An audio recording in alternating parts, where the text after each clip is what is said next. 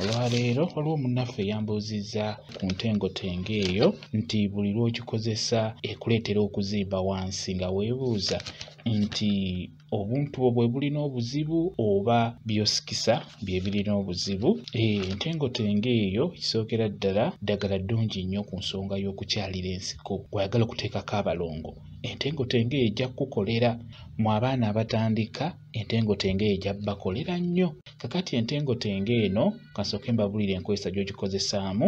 Entengotengo gy'olina okukozesa y'entengotengo eyo erina otuggwaggwa kungulu ku ntula kwennyininyini nga bw'ogiraba yeeyo. Naziri zikola naye eno yeesinga eyo erina obutuutuutu ebeera ejja kukolera bulungi ate mu bwangu ku nsonga eyo ey'okusika abalongo oba okuteekako obuntu bwobwo. Ogikola otya?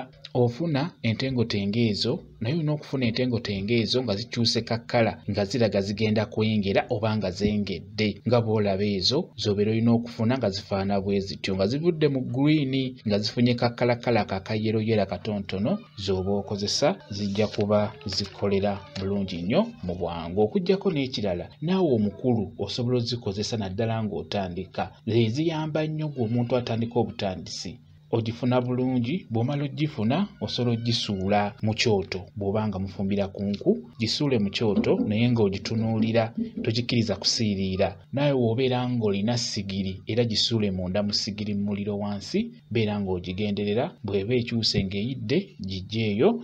Ate era n'ekirala osobola okukwata ekitengotenge ekyo ky'olaba n'ofuna obuveera bwa white nga 2-3 n'ogisibira mu buveera obwo bulungi nnyo. Bw'omala ogisibira mu buveera obwo beera ng'ogiteeka ku mmere waggulu, ng'omaze okusaaniika bulungi emmere ogitadde ku kyoto etandise okutokota. Kwata ekitengotenge ekyo kisibire mu buveera obwa white, obuveera nga 2-3 ogiteeke ku mmere waggulu, obikeko essefuliya ebeera ejja kujja bulungi giggyeeyo. Beera nga weeteekateeka bulungi nnyo. Weebeera ewoze beera ng'ogiyuzamu makkati, beera ng'okwatamu ebyo eby'omunda ng'eno bw'osika, kwatamu ebyo eby'omunda eno nga bw'osika. Entengotengo nnungi nnyo ku nsonga eyo ey'okukyalira ensiko eyanguya. Kati ekyo ky'obadde obuuza gwe munnaffe ali ku channel yaffe eno kyayiti nti lwaki buli w'ogisikisa wansi wazimba. Kituufu entengotenge ezimbya, n'olwekyo entengotengo kituufu w'ogikozesa esobola okuzimbya. Ate naddala weesanga omubiri omunafunafu